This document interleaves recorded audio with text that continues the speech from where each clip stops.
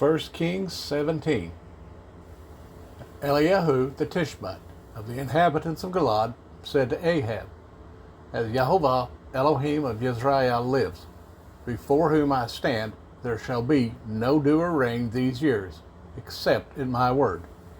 And the word of Jehovah came to him, saying, Go away from here and turn eastward, and hide by the Wadi Kerith, which flows into the Jordan. And it shall be that you drink from the stream, and I shall command the ravens to feed you there. And he went and did according to the word of Jehovah, for he went and dwelt by the Wadi Kerith, which flows into the Jordan. And the ravens brought him bread and meat in the morning, and bread and meat in the evening, and he drank from the stream.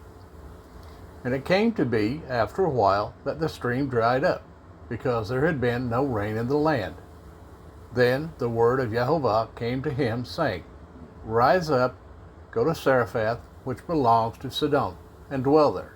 See, I have commanded a widow there to sustain you.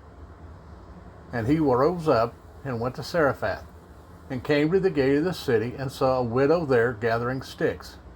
And he called to her and said to her, Please bring me a little water in a vessel to drink. And as she was going to get it, he called and said to her, Please bring me a piece of bread in your hand.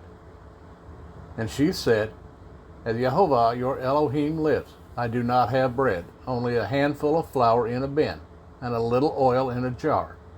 And see, I am gathering a couple of sticks, and shall go in and prepare it for myself and my son, and we shall eat it and die.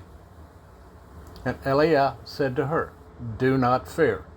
Go and do as you have said, but make me a small cake from it first, and bring it to me, and afterward make some for yourself and your son. For thus said Jehovah, Elohim of Israel, The bin of flour shall not be used up, nor the jar of oil run dry, until the day Jehovah sends rain on the earth. So she went and did according to the word of Eliyahu, and she and he and her household ate for many days.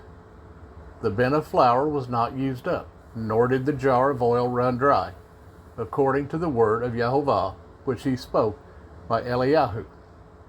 And after these events it came to be that the son of the woman who owned the house became sick, and his sickness was very severe, until there was no breath left in him. And she said to Eliyahu, What have I to do with you, O man of Elohim? Have you come to bring my crookedness to be remembered, and to kill my son? And he said to her, Give me your son.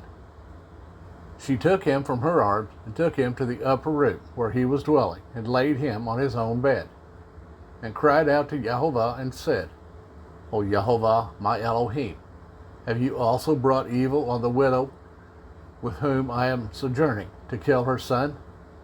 And he stretched himself out on the child 3 times, and cried out to Jehovah, and said, O Jehovah, my Elohim, I pray, let the life of this child come back to him. And Jehovah heard the voice of Eliyahu, and the life of the child came back to him, and he lived. And Eliyahu took the child, and brought him down from the upper room into the house, and gave him to his mother. And Eliyahu said, See, your son lives. And the woman said to Eliyahu, Now by this I know that you are a man of Elohim, and that the word of Jehovah in your mouth is true.